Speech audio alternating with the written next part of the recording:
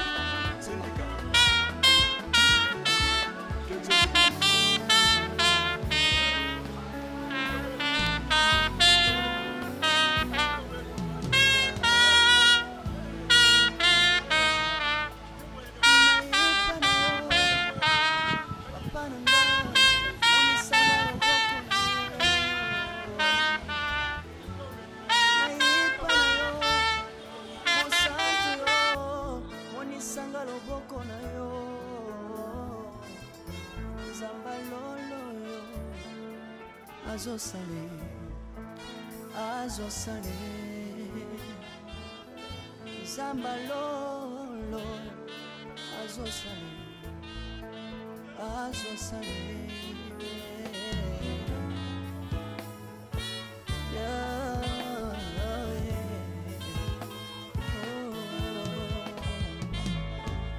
Naye pana yo pananga onisanga loboko na yo Naye pana yo mosantu yo onisanga loboko na Zambalolo yo azosala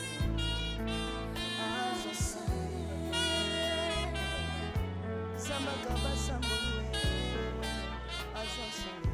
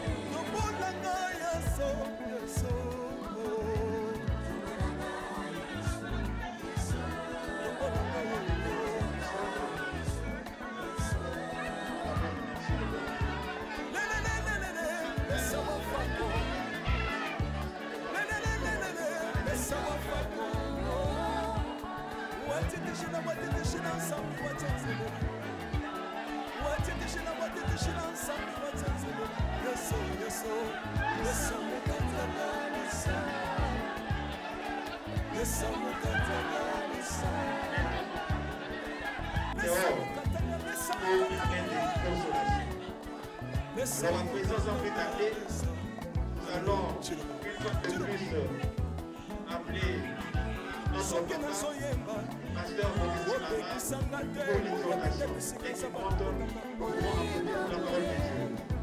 Soki nakoma kosambela sambela opekisanga te oyebi nde bisika nzambe azwanga soki nakoma kobinabina opekisanga te oyebi te makambo nzambe asalelaka nzambe nazobinela aza nzamba bosolo oyo naza koyembela yendezanga libela nzambe nazoyembela aza nzamba bosolo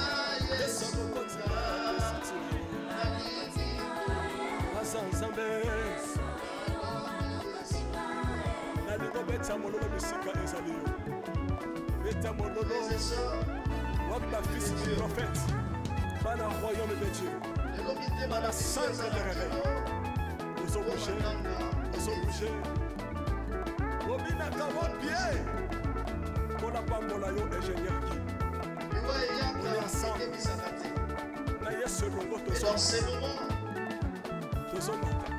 maman et Abadou, Ezali, et même notre foi est vacille. Et la parole de Dieu n'est pas seulement une souffrance, il peut aussi devenir un lieu de révélation et consolation. Salomon, inspiré à l'Obédience, à Ecclésiaste, chapitre 7, verset 2. Mieux vaut aller dans la maison de deuil que dans celle de festin. Pourquoi? Parce que la mort part. J'aimerais te dire, tu vois, Ezali passe. Parce que Bidem est sorti. Et en même temps, tous sont sous la sécurité spirituelle. Parce que tu vois en soi, les un message. Mais moi, Ezali, tu as un message. Là, mon témoin Naye, qui connaît ensemble, au travers, ainsi, je vais réciter mon message. La banda Kolombo, dès que tout ça voyez, mon bon amour, vous dit, dans votre béni, éternité inconsciente. Avant ça, dans mon kilo, tu as été quelque part. Mais filles, d'autres alliés, dans mon amour, ça s'appelle une parenthèse. Jour et en mode la parenthèse a été ouverte. Il y a eu des hommes, il y a eu des femmes. Il y a eu la joie. Il y a eu parfois les larmes, mais pas de larmes de douleur, mais de larmes de joie. Parce qu'un homme était né, un humain était venu au monde. Mais dans cette parenthèse que nous appelons la vie, Moko na moko azanaton, Zambe akatelier. Le jour de la mort, cette parenthèse s'est faite. Mais je dois ici vous dire, pendant que vous êtes dans la parenthèse qu'on appelle vie, les passages dans l'éternité consciente se définissent à partir du moment où Dieu vous fait grâce d'être en vie. Ce qui est dans ce micro, je ne parlerai plus avec papa Kaninda, Mataladi américain Barnabé. Parce que parler aux morts, c'est une abomination. Mais baetozali kolobana bango ezabino. Ezabiso batuzamba sali grâce que toyokana.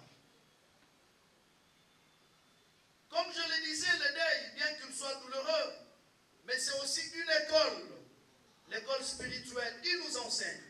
Je donne 5 petites choses. Et là, moi, liboso, et Seigneur la biso toyeba. Oyo liwa ezali côté ya biso, c'est la fragilité de la vie. Bien-aimé, ozala mundele, ozala mutumwini, ozala mutuambongo, ozala mobola, ozala munene, ozala mulai. Tu dois savoir, souka ya mutu nyonso yangoyo, ça s'appelle la mort. Ozala pasteur, ozala, je ne sais pas qui que tu sois, mais tu dois comprendre que la mort est concerné biso et la vie est fragile. La mort nous rappelle que nous sommes passagers sur cette terre et que chaque jour est une grâce à bien vivre. Je souligne une grâce à bien vivre. Bien-aimé, je dois ici vous dire, Nayoki modérateur Nabiso Alobi, les gerbes de fleurs, pas comme ça va Congo. Mais j'aimerais demander à tout un chacun.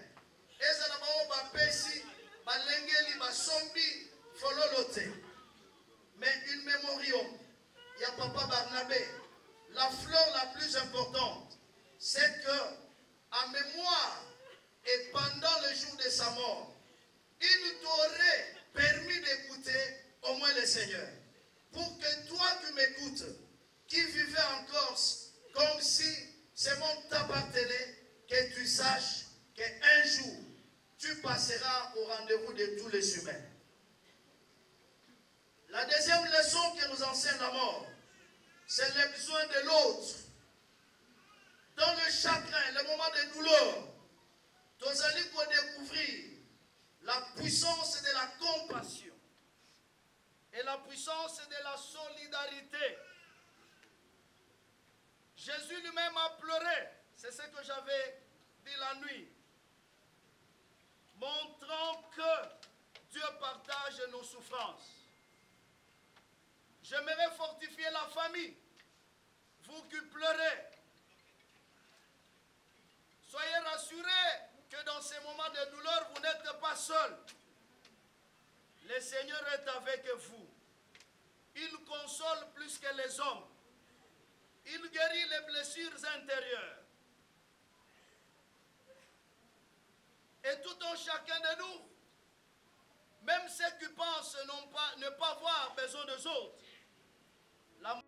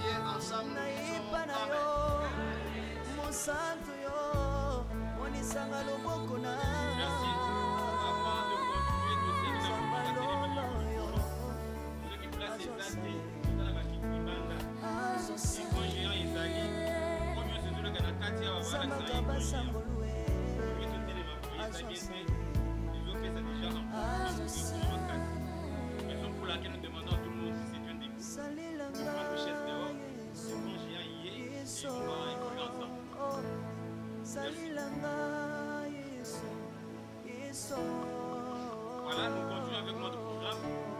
Maintenant, nous allons entendre la biographie du Jésus. Mais entre-temps, je vous rappelle ce petit communiqué.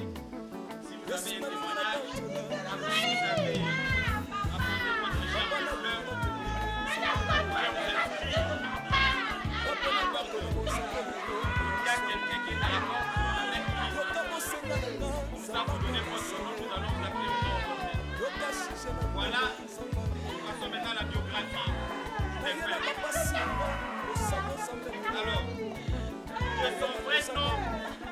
Kanyinda Matala américaine. Il est né le 18 octobre 1958 à Kumashi. Il est originaire de Tchaba, à Papoyi, dans le territoire de Lupatapata, à la province du Kassai oriental. Il est fils de papa Kasongo Chamboui et de maman Kapouya Kadibanga Momboui de son papa américain est issu d'une famille de 14 enfants, dont il est deuxième de cette famille. Après ses études humanitaires, il se lança dans le monde des affaires en faisant des navettes entre Balelisi, Machi et Zambi. Après la guerre de 80 jours, il décida de s'installer définitivement en Bolivie.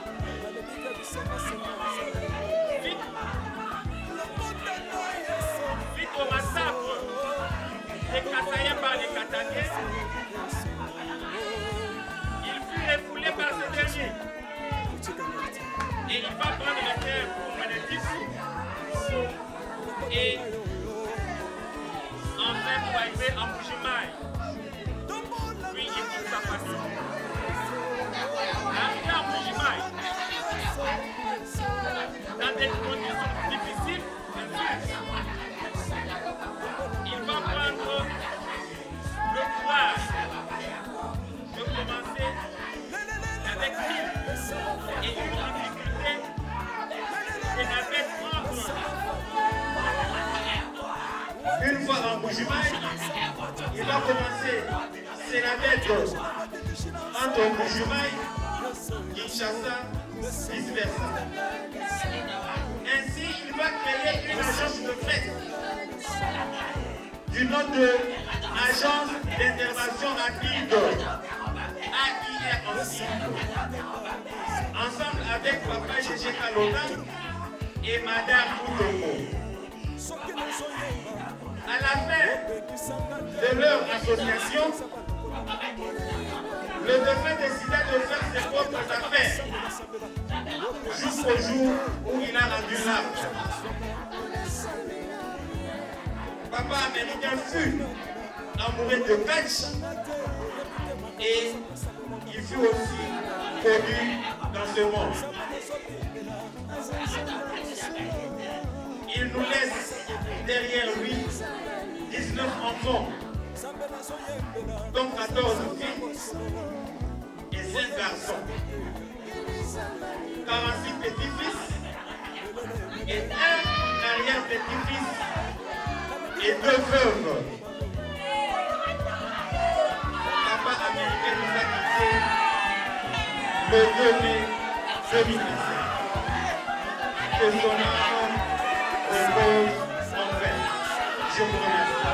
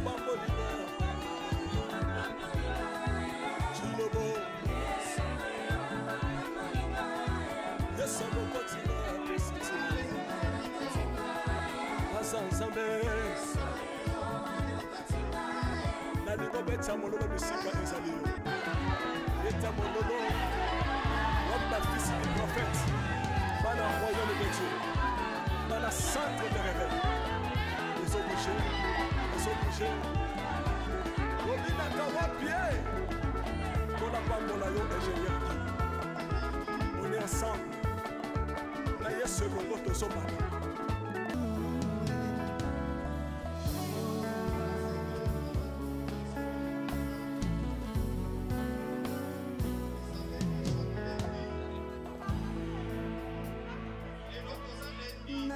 Nayepa na yo papa nanga monisanga loboko na yo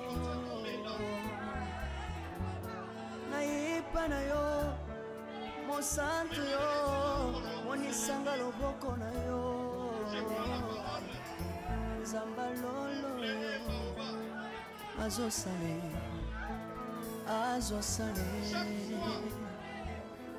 Zambalolo azosale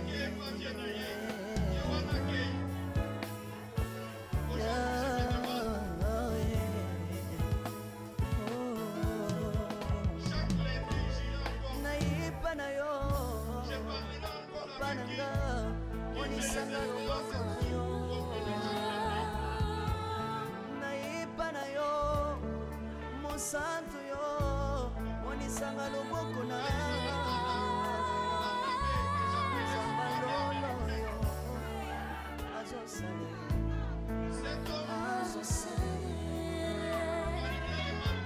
Zambagaba sambolu azosale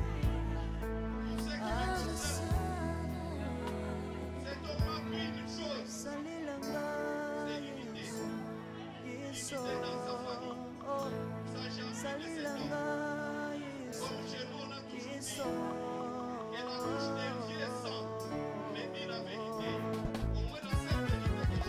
Alléluia. Yesu azana bamba. Komba mana yo Jésus. Komba mana. Tirubu. Yesu na ligina tanchola Yesu. Papa na ligina témoigner sangalo. Napena tato na bonsambe na yo sabato. Yoka bosenga na nga sabaka basaye. Yoka shishe na ngaye sabaka.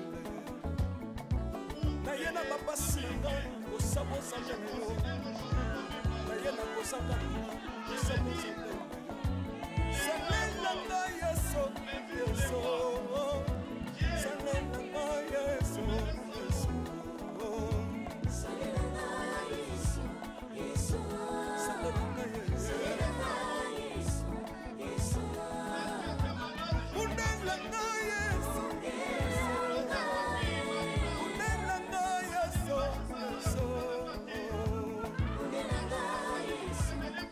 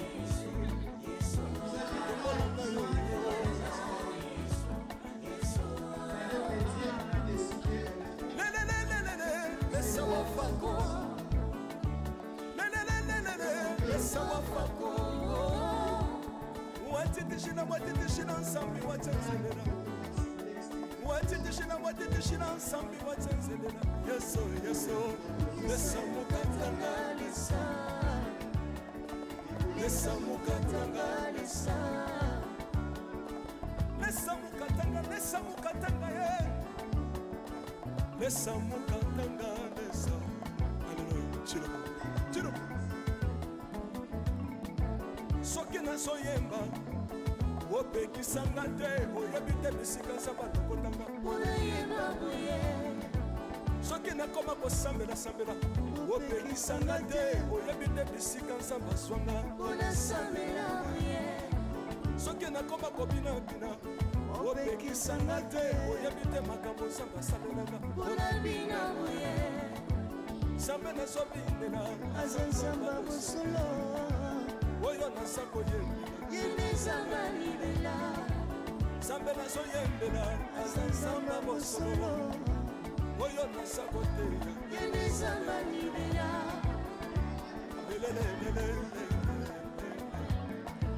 nalingi mobala oyo nalingi mobala oyo yesu aza nzambe ayoki bosenga na nga nzamba kabasa ye ayoki suje na ngai ye nzamba ndonda ye nazalaka lokatere apesinga lopango natambolaka makolo nazalaka kobala te apesinga libala apambolinga yeso yeso apambolinga yeso yeso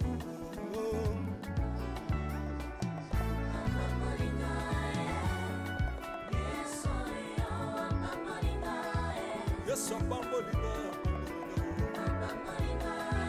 chilobo yesu alokotinga pesitilo aza nzambe nalingo beta mololo bisika ezali yo beta mololo wabi bafisi du prophète bana royaume de Dieu bana centre de réveil ozobouge obinaka wapie mpona pambola yo ingénieur ki on est ensemble na yesu elongo tozobana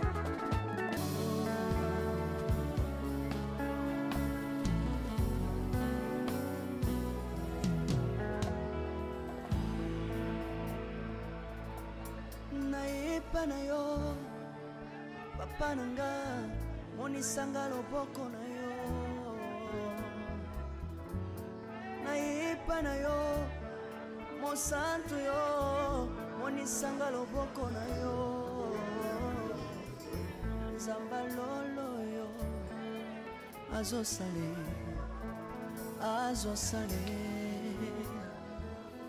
nzamba lolo azosale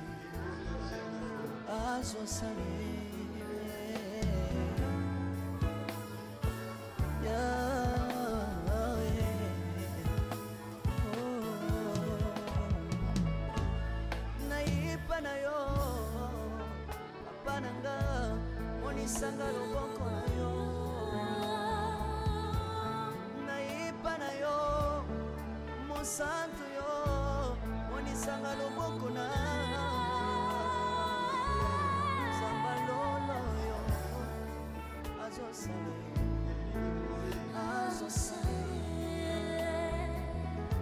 nzamba kabasangolue azosale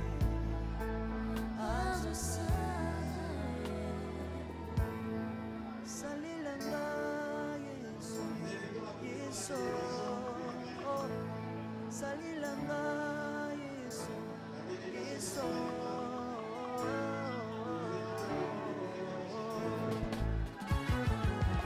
Alléluia. Yesu azala bama. Nomba mana yo Jésus. Kumbamba. Chirubu.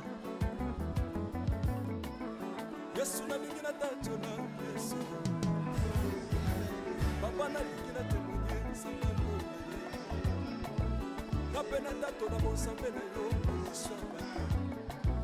Yoka bosenga na nga zambaka basaye. Yoka shije na ngaye sangalo.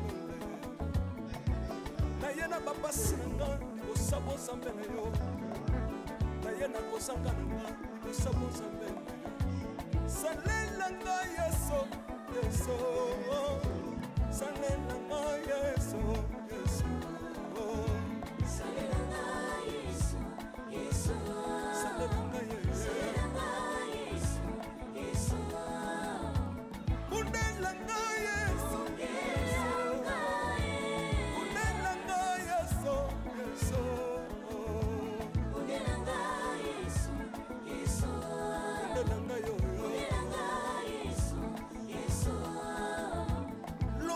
Longisanga Yesu, Yesu.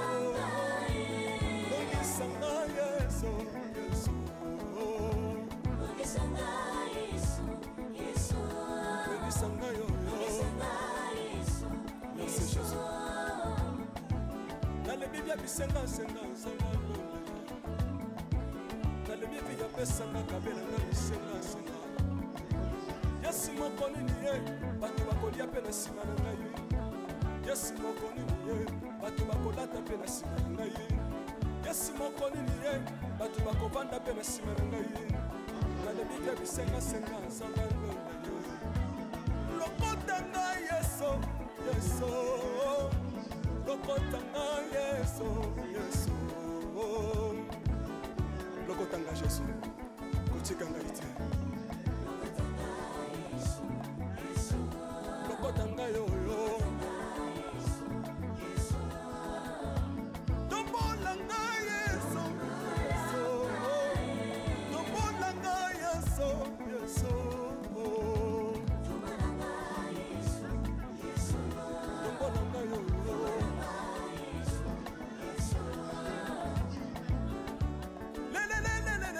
Sawafako, Sawafako. What did she on some what's in Zelena? What did she on some what's in Zelena? Yes, so, yes, so. Lesamukatangalisa, Lesamukatangalisa, Lesamukatanga, Lesamukatanga, yeah. Lesamukatanga.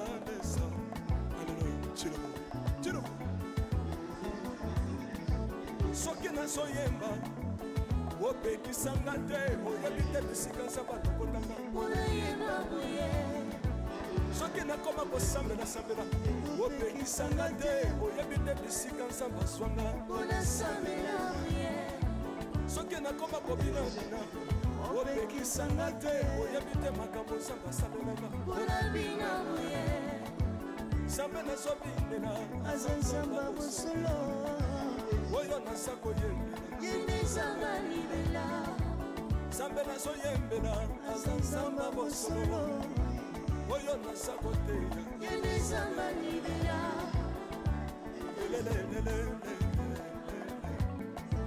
nalingi mobala oyo nalingi mobala oyo Yesu aza Nzambe ayoki bosenga na nga Nzambe akabasa ye ayoki suje na ngai ye Nzambe alonda ye nazalaka lokatere apesinga lopango natambolaka makolo Lelo nakomi na motuka ngai oyoyo. nazalaka kobala te Lelo apesinga libala. apambolinga Yesu Yesu apambolinga Yesu Yesu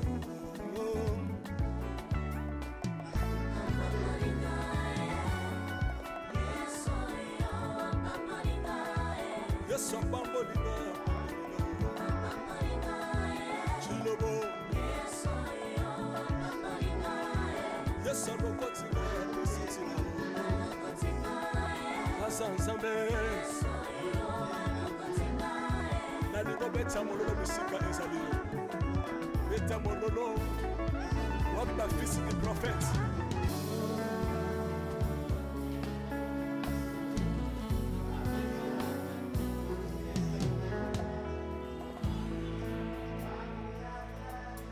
Naye pana yo, papa nanga, monisanga loboko na yo.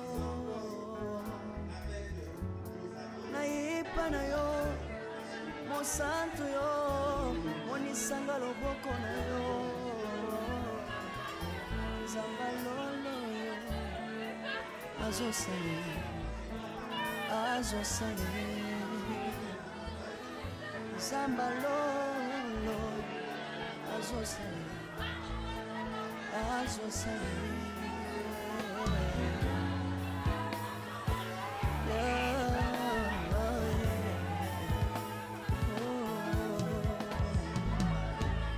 Naye pana yo, pananga, monisanga loboko na yo.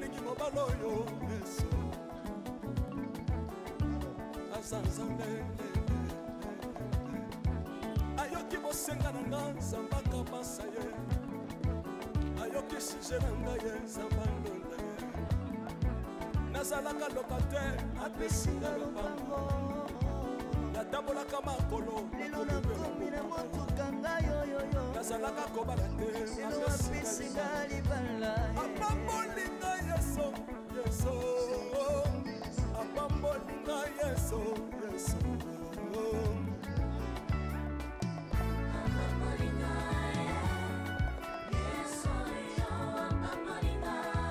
yeso apambolinga chilobo yeso lokotinga pesitino asanzambe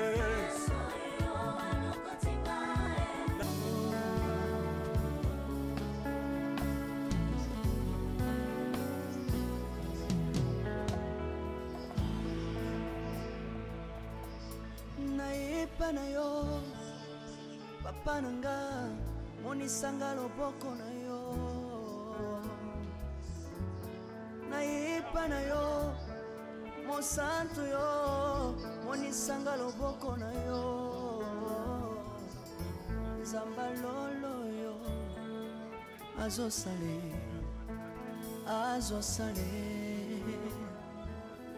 nzamba lolo azosale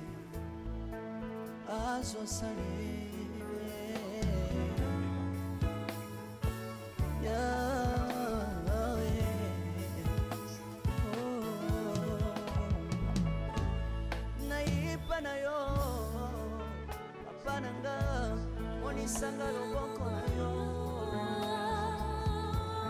nayepa na yo mosantu yo monisanga loboko na nzamba lolo yo azosale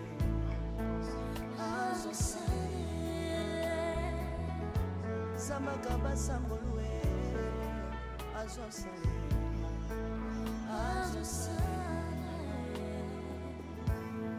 salilanga yesu yesu salilanga yesu yesu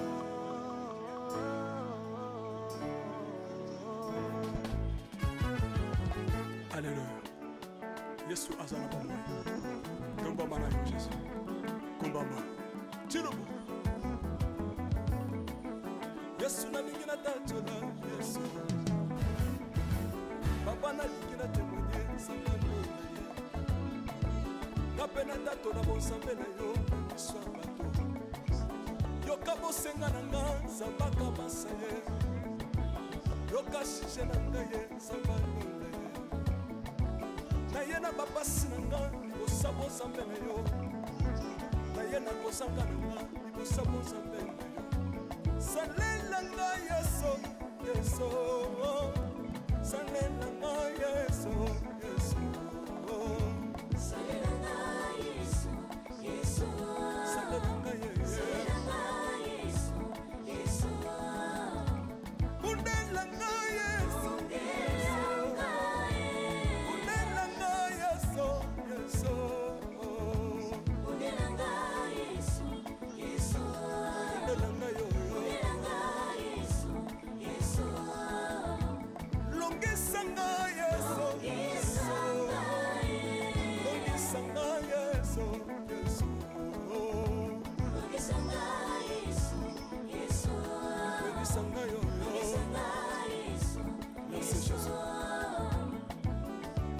bisenga senga nzamba lole nalemi bi yapesanga kabela nga bisenga senga yesi moko nini ye bato bakolia mpe na nsima na ngai yesi moko nini ye bato bakolata mpe na nsima na ngai yesi moko nini ye bato bakovanda mpe na nsima na ngai nalemi bi bisenga senga nzamba lole ye lokota ngai yeso yeso lokotanga yesu yesu lokotanga yesu kotikanga ite lokotanga yoyo tombolanga yesu tombolanga yesu yesu tombolanga yoyo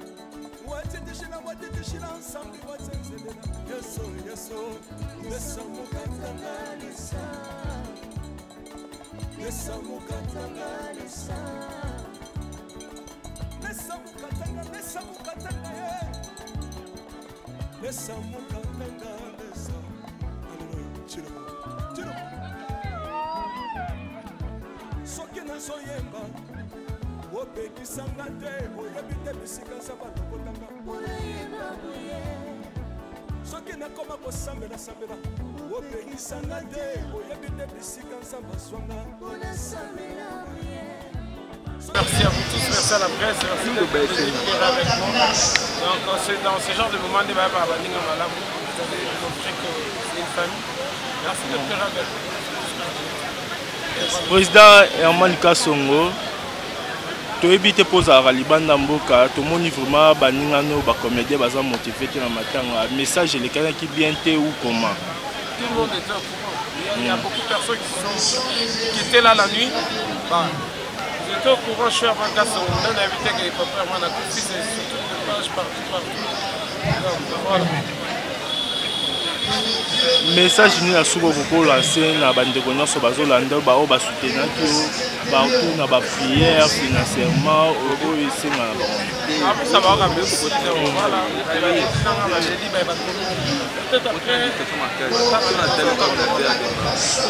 Merci beaucoup.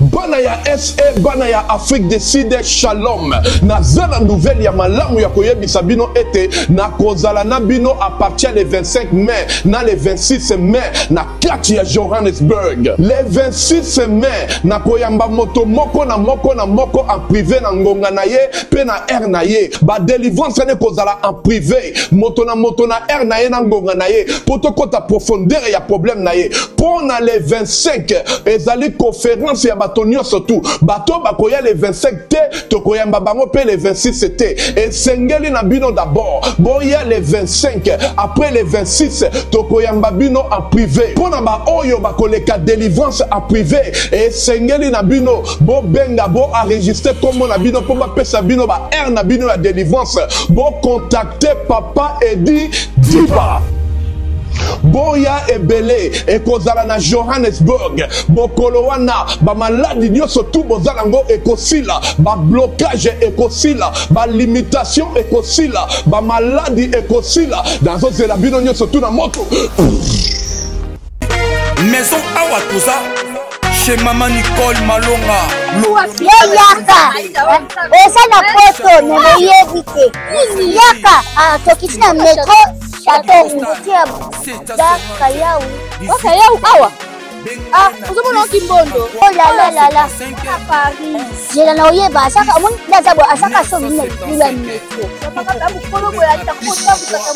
bisa tani ngaba ba nini tanga awa toza awa nini awa toza awa yaka soni na place tokoti asama na mboka maman Nicole Malonga. Vous êtes devant Nicole Malonga awa toza c'est-à-dire awa toza na magasin awa toza oboyo kaka partout dans le monde Nicole Malonga awa toza maman awa toza devant vous toza na Château Rouge sur la rue Custine numéro 3 awa naza na produit spécial ba produit oyo elongolaka attache tozolobela makambo matampo ba mama ba bébé belé ba mama bazotambola kana ba poudre na ba fond de teint Nicole Malonga awa toza awa na Château Rouge na yepo na kolongola batampo ba mama banduka ba mama oyo bazana besoin osala taille pona kokitisa mabumu ba mama oyo bazana besoin ya kosala ma forme kalingi azala na tolo munene alingi azala na sima munene ba hanche munene bipende munene mama Nicole Malonga awa toza ndeka boyebi depuis 2007 na teka ba produit ya ko grossir ba fait sein mollet hanche voilà oyo evimbisa awa kuna vimba non yo somona te oyo loka moto eloko evanisaka mabala eza mpona mibali ça grandit dimension olingi soko moni ekoki kosuki wana sine kopasuka nakotela nakobongisa ezotraite vraiment nga mona eza victime na meki yango oyo bazobenga na Balelisi yeyo azobongisa loposo baproduit toteka yango légalement na magasin ezosalama na laboratoire mondele awa na poto tozoteka yango légalement. Je pense que omoni ndenge eza na barayon eza eloko moko ezosalama naturellement, ezali baproduit authentique salama naturellement sans aucun produit néfaste. Voilà. akosa bino te ye moto abanda makambo yango kala awa toza oya te nango Nicole Malonga